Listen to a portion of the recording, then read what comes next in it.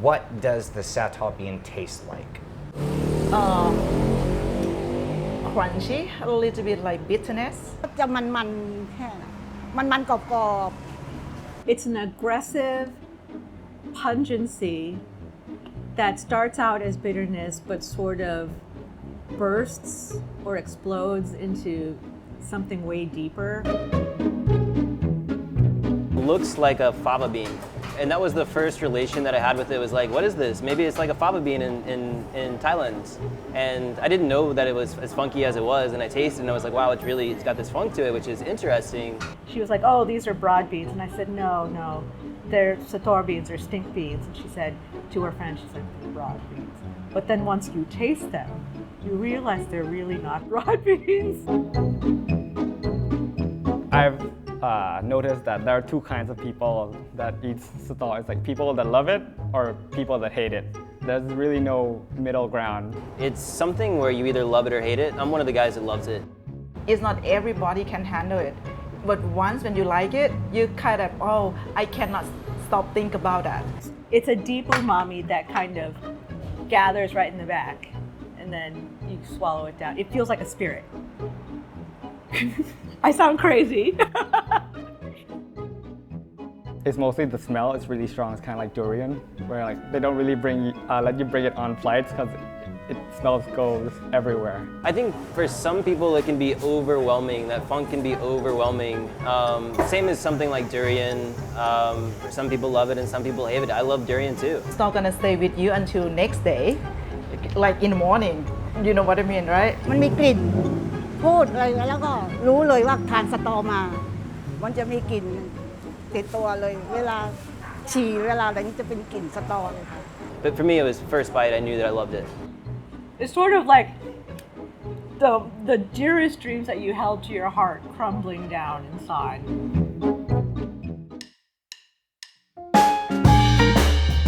What if I told you that one of the most delicious plants in the world is something you might never have even heard of? If I were to say that there's a bean that shares both flavor and chemical compounds with the famous truffle, that has such a strong taste that it's an obsession of some of the best chefs on the planet, and yet that even 500 years after the Columbian Exchange, and in a world where nearly everything has spread everywhere, somehow this most captivating and polarizing of ingredients is still only found in a tiny section of Southeast Asia.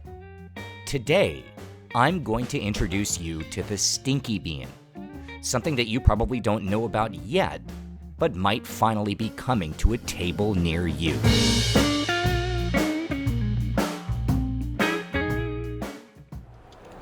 เนี่ยมันจะกรอบขึ้นละแข็งด้วยมันจะกรอบขึ้นเมื่อกี้มันจะเหี่ยวๆ The first step in this journey is here at a restaurant called Ruam Thai. It's on the Thonburi side of the Chao Phraya, and it's part of a tiny cluster of shops and food stalls and a wet market belonging to migrants from the mountains of the southern Thai panhandle. It's this restaurant that introduced the stinky bean to Bangkok. I mean, it says so right there on the wall. Now, I should point out that not everyone would say that's a good thing. It has a flavor that's challenging. It's been described as gassy, sulfuric, something like rotten eggs. But in the owner's family's home region, this bean is a staple. It's not just the unique flavor, it's practically a superfood packed with antioxidants and vitamins. But yeah, mostly it's the flavor, which for those who get used to the aggressive taste, they can't get enough of it. The entire cuisine in this section of the South is built around the stinky bean, or as it's called in Thai, the Sataw. To start to understand how this plant somehow missed the spread of ingredients around the world, we need to start by quickly understanding this region. It's here, and the best I can guess is that when immigrants from China and Laos and India were influencing tastes and flavors throughout what's now Thailand, this region just kind of stayed hidden. To this day, the food here has almost nothing in common with anything else in Thailand or anywhere else in Southeast Asia. Here, the dominant flavor is funky. Fermented and sour stews are preferred, and maybe that's a clue why the staple vegetable, the stinky bean, stayed a well-kept secret. But it can't be that simple. After all, the Sataw bean grows on trees outside Thailand, too. Maybe it's the taste. It's intense and overpowering and certainly not for everyone. But that can describe durian as well. And anyway, in the days of 24-hour food television, when every chef wants to stand out and serve something bold and surprising and different, you'd think this would be an ingredient in the highest demand. Maybe it's the fact that the tree itself is enormous, growing up to 150 feet tall, too big and bulky to accidentally hitch a ride on trading boats, and I mean, that doesn't really make sense, but neither does anything about this story. What it seems like, as unbelievable as this is in 2022, maybe in the centuries of plants and spices crisscrossing the oceans, this just got missed. I mean, I used to very much not enjoy Sataw bean, but I find that as I get older, as people do, I think, you start to appreciate how the bitterness enhances all the other flavors. Then you realize that, like life, the bitterness is something that you'll need to make the sweetness more pronounced. So you enjoy the struggle of this. I enjoy the struggle of the Sataw bean, yes. As part of her research into her upcoming book, our friend Chow traveled the country from north to south, becoming intimately acquainted with the Sataw bean. It's so deeply local. You only know, I mean, we're here in the middle of, Bangkok, so it's not really that local, but it grows here a bit. But you really know you're in the South when you start seeing it all over the place, in your customary chili dip, in your salads, in your stews, everywhere. You're gonna find this bean. It's like they've picked all of the leaves from the trees nearby, because you're getting these mango leaves, cashew nut leaves. Oh, Should we just throw this on the table? Pot, Yeah. and they're gonna break it like. I'm sorry. Of course, They're gonna break it like this, and then put it next to the thing, and then what you have to do is and then you open up this bean in your thing. This is not gonna be the youngest bean ever, but I'm gonna eat it. I've never had a Sataw bean straight from the. This is sort of like a pod. fear factor. So you're gonna be like, oh, I regret doing this. But we have to, this is what we're talking about here when we talk about fresh Sataw bean. And then you take all of this, and then you have your sambal on the side. Super, super spicy.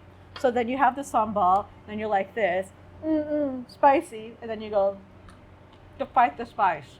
Then you say, yum.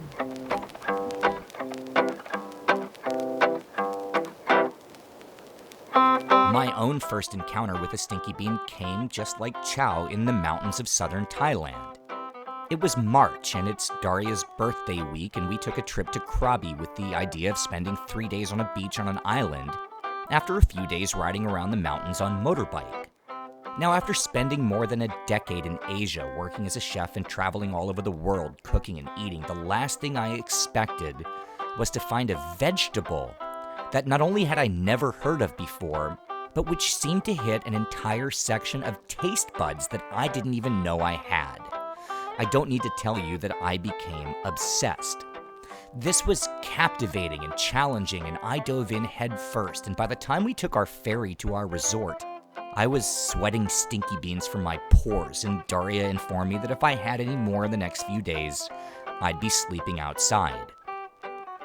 Within a few weeks of coming back home, I'd almost managed to put the Sataw bean out of my mind, until I found out that I wasn't the only one jonesing for one more fix just to keep trying in vain to understand a flavor so unlike anything else. We're at one of the best Southern Thai restaurants in Bangkok, and we're bringing our own food and just peeling our Sataw beans and eating at the table. See, it's a bitterness that echoes. It's sort of like the dearest dreams that you held to your heart crumbling down inside. It tastes like a what it swimming feels like. pool. That's a very chlorinated. Yeah, it right. You feel it like big deep bass baritone right in the back of your throat. You know, and this is the conundrum of the Sataw bean is that Yeah. you and I, if somebody were to watch this conversation, they Yeah. would think that we were speaking as people who don't like this. No, but no. I love it. I love the feeling. Finding the Sataw bean, or more specifically, realizing how much was still out there undiscovered, was one of the biggest reasons why, after coming home from Krabi, I started working on the idea that would eventually become OTR. So I doubled down on exploring the region, meeting the best chefs and tasting everything, and sometimes I'd tell my story, why I was on this mission in the first place. And then, more times than I can count, the chef would light up and disappear into the kitchen and come back with a few familiar-looking bean pods. I'd stumbled onto the true secret handshake of the Thai F&B community. Lost souls under the spell of the Church of the Sataw. I tend to be the store lover. So that's why I can't stop myself buying every time when I see like the fresh, the good quality one. Like that one, the big one, the grilled one. I ran away. I just found it and oh no, I just can't like walk past it. It's no secret on this channel that we're big fans of Chef Kate Wang Santia of Boon Lang and Kate's Place. We visited her when we were looking for Bangkok's best pad Thai, and I mean, this is where I came for my birthday dinner. We love this place. But like most restaurants in Bangkok, there's no Sataw served on her menu. Kate grew up in Isan and never even saw a Sataw bean until she was an adult. I take like quite a while to get used to it. Like start from 1 bean, 2 beans, 3, 4, 5, and now I'm good with that. When the Sataw bean is in season, Kate buys a few clusters most mornings at the market and cooks it for herself or her friends, playing around with how she can mix classic Thai flavors with this pungent, sulfuric, addictive ingredient. Every ingredient is usually replaceable. Not this. There's nothing that like if you ran out of Sataw beans, you can't make a dish that's supposed to have Sataw with something else. There is nothing else, right? It's such a unique flavor. Yes, it is such a unique flavor, textures, everything. Kate made us 2 dishes with the Sataw bean and let us into the kitchen to watch her cook. Make sure you follow the channel, by the way. We'll release a companion video in a couple of days with the full recipe and cooking process of what she made for us. Kate is one of many Bangkok chefs who keeps the Stinky Bean in her kitchen and brings it out for friends and family. But there are other elite restaurants in Bangkok that are working it into their full-time menu, whether their customers are ready for it or not. It's not that popular, but we really wanted to showcase it. This is Ban Dang from Methavalai Sorndang, which has been open since 1957 and has been described as perhaps the best classic Thai restaurant in the world. What's your memory of the first time you guys found out you got the Michelin star? Wow. Wow, we didn't even know when we got it. Like, I actually went with my dad to the ceremony, and then we didn't even know if we got the star. We were like, so do we just get the Michelin guide or like the star? Like, until they called like my restaurant's name out, like, oh, okay, so we got it. So like, it was really surreal. We've had like different kinds of reactions, obviously, but every time before they want to order this dish, I would say like, I would ask if they are an adventurous person or not, because it has a really unique and distinct taste and smell. So like if they say yes, I'm sure like and I'll recommend this dish. If somebody's never tried this before, if we have people watching this who are overseas, Right. how would you describe the taste of the Sataw bean? So Sataw has 2 main kinds of star. It's called Sataw Khao and Sataw Dan. It's like 2 species of star, but here we use Sataw Dan. It has a more bitter and a more, like, how do you say, pungent aroma. It's more bitter taste and sweet, and it has a bit of nutty flavor. It really complements well when you stir fry with like shrimp paste and stuff.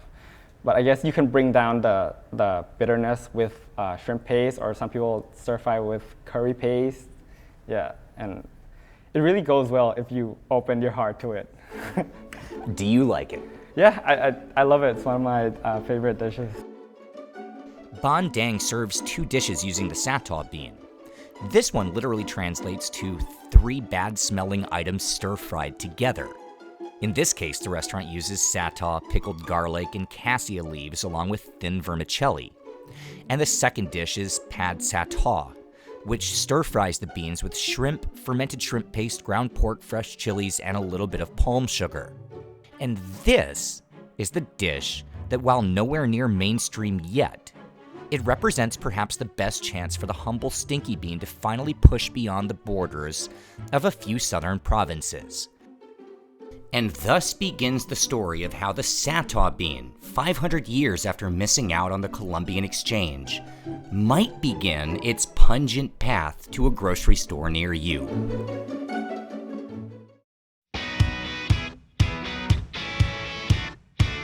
This is a cow gang counter. It's the core of Thailand's urban food scene. Think of them as sort of micro food courts, taking whatever customers want to grab in a hurry and putting it all on a table together at busy intersections and outside office buildings. It's here that Bangkok's cuisine sits on display. It's also a pretty new concept. It was only during COVID that clusters of street carts banded together to form restaurants or takeout counters that were allowed to continue operating under lockdown. Now, in the past, cooks with small street carts would make only crowd pleasers, stuff they knew they could sell. That's why, for example, you see green curry everywhere. But without the pressure to sell only one dish, some vendors, specifically migrants from the south, started working in a few of their own recipes. And sometimes an unsuspecting Bangkokian might point at something they thought was a fava bean, and then they'd order and take a bite. And then it would be too late. There's no turning back once you've tried the Stinky Bean. Word of mouth spread fast. More vendors started selling the dish. And that's how, in just a short amount of time, the most classic of all Sataw dishes finally arrived on the Bangkok stage. And this is literally just happening now. Even this past March, when Daria and I came back from Krabi, it was so hard to find pad sataw that I drove 40 minutes just to seek it out. Now, it's not everywhere, but it's there. And the culinary world's best-kept secret is, well, maybe on the path to one day not being much of a secret at all.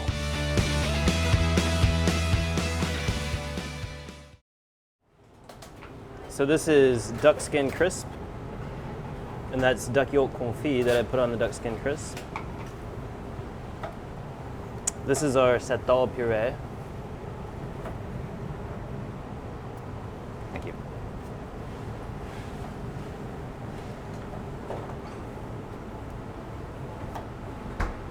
So we also do just a blanched Sataw.